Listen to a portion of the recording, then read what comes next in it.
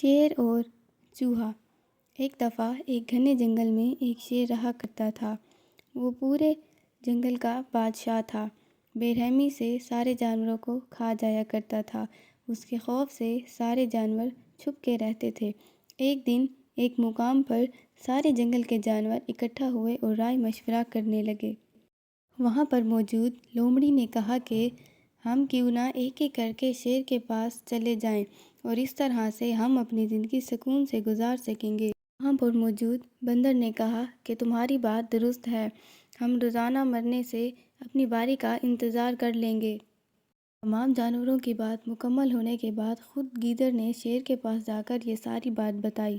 گیدڑ کی بات سن کر شیر نے کہا، ٹھیک ہے، میں بادشاہ ہوں، میں تمہاری بات مان لیتا ہوں، لیکن ایک بات سن لو، اگر کسی بھی جانور کی جان پیش ہونے میں تاخیر ہو جائے تو میں خاموش نہیں بیٹھوں گا۔ شیر کی بات سن کر گیدڑ نے سر ہلا کر حامی بھری اور وہاں سے چل دیا۔ اس کے بعد ایک ایک کر کے سارے جانور آتے گئے اور شیر انہیں کھا کر پھینکتا گیا۔ ایک دن شیر کے پاس جانے کی باری ایک خرگوش کی آئی۔ خرگوش بہت چالاک تھا۔ اسے شیر کے پاس جانے کا شوق نہیں تھا، تو اس نے شیر کے پاس جانے کے لیے ایک منصوبہ بنایا جس سے اس کی جان بچ سکے۔ تاخیر ہو جانے سے شیر کافی غصے میں تھا اور خرگوش کو دیکھ کر کہنے لگا، میں نے تم لوگوں کو پہلے ہی کہا تھا کہ اگر تاخیر ہو جائے تو میں خاموش نہیں بیٹھوں گا۔ تم نے وعدہ خلافی کی ہے، اس لیے میں جنگل میں جا کر اپنی پسند کے جانور کھا جاؤں گا۔ اس کے بعد خرگوش نے کہا، معاف کیجیے بادشاہ سلامت، میں آپ کو ساری بات شروع سے بتاتا ہوں۔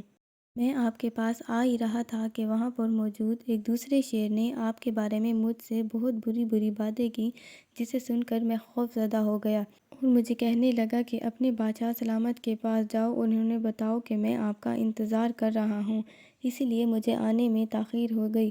آپ چلیں اور میں آپ کو لے کے جاتا ہوں۔ اگر شیر نے کہا کہ چلو، ابھی چلو، میں اسے ختم کر دوں گا۔ یہ سن کر خرگوش شیر کو جنگل کے پاس ایک موجود کنویں کے ساتھ لے گیا۔ وہاں پہنچ کر خرگوش شیر کو جوش دلانے لگا۔ شیر نے بنا سوچے سمجھے غصے سے فوراً کنویں میں چھلانگ لگا دی اور اپنا نقصان کر دیا، جس کی وجہ سے جنگل کے تمام جانور خوش ہو گئے اور خرگوش کا شکریہ ادا کرنے لگے۔ سبق: عقل کا استعمال کرتے ہوئے ہمیں اپنے آپ کو بچانا چاہیے۔